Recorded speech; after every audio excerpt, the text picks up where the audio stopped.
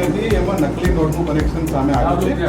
હત્યાની તપાસમાં કઈ રીતે આ સમગ્ર મામલો સામે આવ્યો અને આરોપીઓમાં કોનો શું રોલ? 27 મેના રોજે વટવા પોલીસને એક વર્દી આવી હતી કે કોઈ ફ્લેટમાં એક ડેડ બોડી જેવું મળે છે. વટવા પોલીસ ત્યાં ગઈ, માણસને આઈડેન્ટિફાય કરવામાં આવ્યો. એ માણસના જે ફ્લેટમેટ્સ હતા એની સાથે ફ્લેટમાં રહેવાવાળા જે બીજા 4 માણસો હતા, આ 4 માણસોની તપાસ કરીને વટવા પોલીસે એમને ઉત્તર ભારતથી પકડી પાડ્યા. અને આ તપાસ દરમિયાન જ વટવા પોલીસને ત્યાં એક નાનકડું એક ક્લુ જેવું મળેલું હતું કે એક કાગળ બળેલો જેવો હતો. એના પરથી વટવા પોલીસના ધ્યાન પર આવ્યું કે કદાચ આ નકલી નોટ હોઈ શકે છે. પછી આના આગળની તપાસ હાથ ધરવામાં આવી. ઝોનની એલસીબીની ટીમ અને વટવા પોલીસ આ બંને મળીને આ જે લોકોને પકડ્યા હતા, આ લોકો પાસેથી જુદી જુદી વસ્તુ અને એમના આજ દિન સુધીના કરેલા કામો આ બાબતની પૂછપરછ કરવામાં આવી. અને આ લોકો ત્યાં નકલી નોટો પ્રિન્ટ કરીને આ ડિસ્ટ્રીબ્યુશન નેટવર્ક ચલાવતા હતા. ઇમરાન સિંધા નામનો જે વ્યક્તિ મરણ ગયો છે, આ ત્યાં કમલેશ પટેલ નામનું એક ફોટોશોપ આધાર કાર્ડ બનાવીને રહેતો હતો. અને આ સમગ્ર વસ્તુનો મેઇન મુખ્ય આરોપી જેવો હતો, જેને નોટ બનાવવાની ટેકનિક, આની પ્રિન્ટ કરવાની ટેકનિક, વોટરમાર્કથી ગાંધીજીનું પ્રિન્ટ પાછળની બાજુ લાવવાની ટેકનિક, આ બધું એને પોતે આમાં એને માસ્ટરી હતી. અને આ એને કર્યા પછી આના પહેલાં પણ આના 2 ગુનામાં આવી ચૂક્યો છે, જે એક ગોધરામાં અને એક સુરતમાં બન્યો હતો અને એ પકડવાનો બાકી હતો. આ માણસે આ નોટ બનાવવાનું કાવતરું પછી અમદાવાદમાં શિફ્ટ કર્યું. અને અમદાવાદમાં શિફ્ટ કર્યા પછી આ કામ માટે એને જે મદદની જરૂરિયાત હતી એના માટે એક એક કરીને એને આ 4-5 છોકરાઓને રિક્રુટ કરેલું. ત્યાં નોટ બનાવવાની ટેકનિક જે છે એ તમામ ટેકનિક ઇમરાન સિંધાને જ ખબર હતી.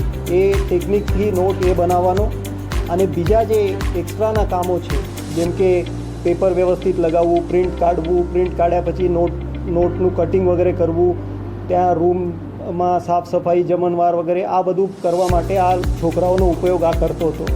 અને હવે આ અન્ય રાજ્યમાં પણ હોઈ શકે, યા પછી અહીં જ બીજા લોકોને આપી હશે, પછી એ લોકોએ પણ આગળ કોઈને આપી હોય એ રીતે બને.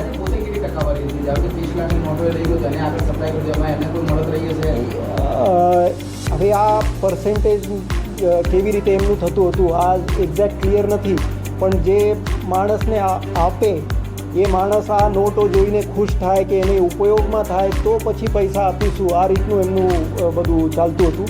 અને એના કામ કરવા માટે એને પૈસા મળતા રહે, આ રીતે આ માણસ આગળ વધતો હતો કે ઓછામાં ઓછું. અને જે આરોપીઓ પકડાયાના છે એમની સાથે જે એની વાતચીત હતી એમાં એમનું કહેવું આ રીતનું થતું હતું કે આપણને એક દિવસ એકદમ એક્યુરેટ નોટો બનાવીશું ને કદાચ આ એટીએમમાં પણ ચાલી જાય આ રીતની નોટો આપણને બનાવવાની છે. આ રીતનું એનું વિઝન હતું કે આપણને એક દિવસ એકદમ એક્યુરેટ ગવર્મેન્ટ ઇન્ડિયાની કરન્સી બનાવી લઈશું અને આ પણ ચલની નોટોમાં મૂકી શકીએ.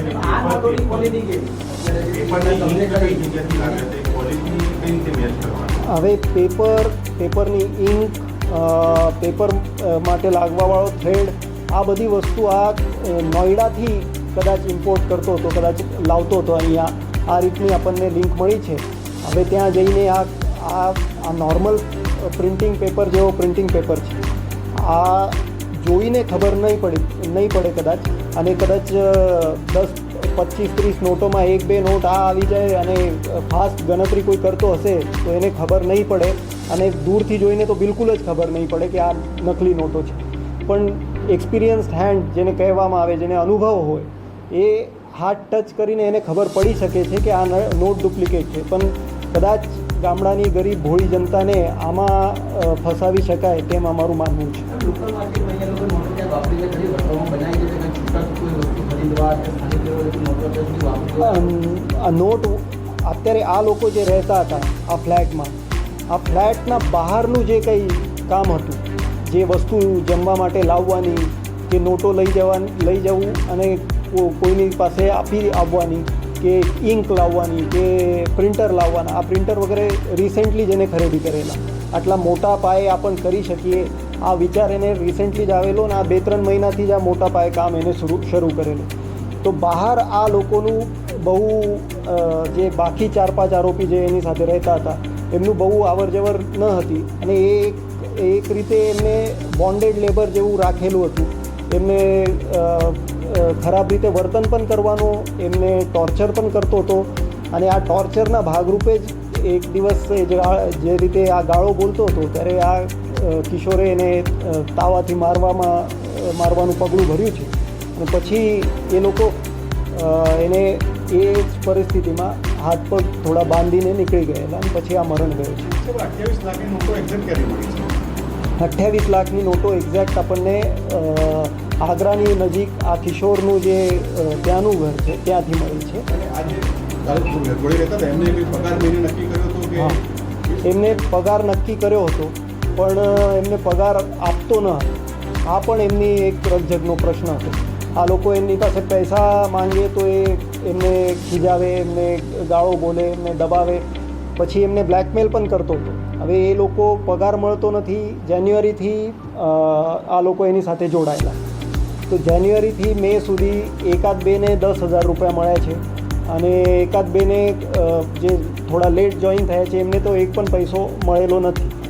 અને જે રીતે નોટો બનાવતા હતા તે વખતનો એ માણસે એમનો વિડીયો બનાવી લીધો અને પછી એમને બ્લેકમેલ કરે કે તમે છોડીને જશો તો હું આ બજારમાં વાયરલ કરી દઈશ અને પછી તમે ફસાઈ જશો.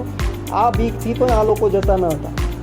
તો પહેલાં આવેલા આ બધા સંમતિથી જ આવેલા કે આ કામ એમને બતાવીને જ લાવેલો કે આ રીતનું કામ છે અને પછી આ રીતનું કામ કરવાનું છે. આ લાલચમાં આવીને આ લોકો ત્યાં આવેલા પણ પછી ત્યાંથી નીકળવું એમના માટે સહેલું ન હતું. એ માણસ થોડો વજનથી મજબૂત પણ હતો એટલે એમને બીક પણ લાગવાની એ મારે એટલે. અને આ રીતનો વિડીયો આપણો છે અને આ વિડીયો વાયરલ કરી દેશે તો આપણું શું થશે, આ રીતની બીક પણ એમના મનમાં હતી. સાહેબ, આ મશીનરી જે મંગાઈ છે ઘટનામાં દેવા એ લોકો 3જા મહિનામાં આવ્યા. આપણે કહ્યું કે જાન્યુઆરીથી સાથે કામ કરતા હતા. આ પહેલાં કોઈ જગ્યાએ કરી ચૂક્યા છે વટવા પહેલાં? જાન્યુઆરીથી સાથે આ જે માણસ હાથીજનમાં રહેતો હતો, આ હાથીજનમાં રહેતો હતો ત્યારે એક બીજા માણસ સાથે એ રહેતો હતો. આ માણસની તપાસ અમે હાથે ધરી છે. પછી જાન્યુઆરીમાં એમની સાથે એ જે કિશોર છે એ જોડાયેલો સૌથી પહેલાં અને એ જોડાયેલો બીજો જે આરોપી છે સૂરજ નામનો એના થકી. પછી એ કિશોર એમની સાથે કામ શરૂ કર્યું. એને 8-10 હજાર રૂપિયા મળ્યા એટલે એને બીજાને કીધું. પછી આ રીતે એક કરીને એ એક સાથે બધા જોડાવેલા નથી. એમનું જાન્યુઆરીથી માર્ચ કે લેટ માર્ચ સુધી એક કરીને આવ્યા છે અને એકબીજાની ઓળખાણથી અને કામ બતાવીને આવ્યા છે કે આ રીતનું કામ કરવાનું છે અને આ કામ માટે આપણને જવાનું છે. આ રીતે એ લોકો આવ્યા છે. કઈ મહિને પગાર રકમ નક્કી કરી હતી આ લોકોને આપવાની? તો છાપીએ અને આમાંથી આપણો હિસ્સો રહેશે એ રીતે જ એમનું એ વલણ હતું. એમને આ રીતના જ સપના અને બતાવેલા. આ મશીનરી જે બધી આવી આ જે પ્રિન્ટર ને આ બધું રોકાણ કેટલું કર્યું અને કોણે કર્યું? હવે આ રોકાણ એને કેવી રીતે કર્યું અને આના માટેના પૈસા ક્યાંથી આવ્યા આ પણ તપાસનો વિષય છે. એના પાસે થોડા વધુ હતા, થોડા વધુ એને કોઈને પાસેથી લીધેલા છે કે કોઈને પાસેથી મેળવેલા છે. આ બધી તપાસ ચાલે છે અને આ તપાસ અમે શોર્ટલી આપને આપીશું.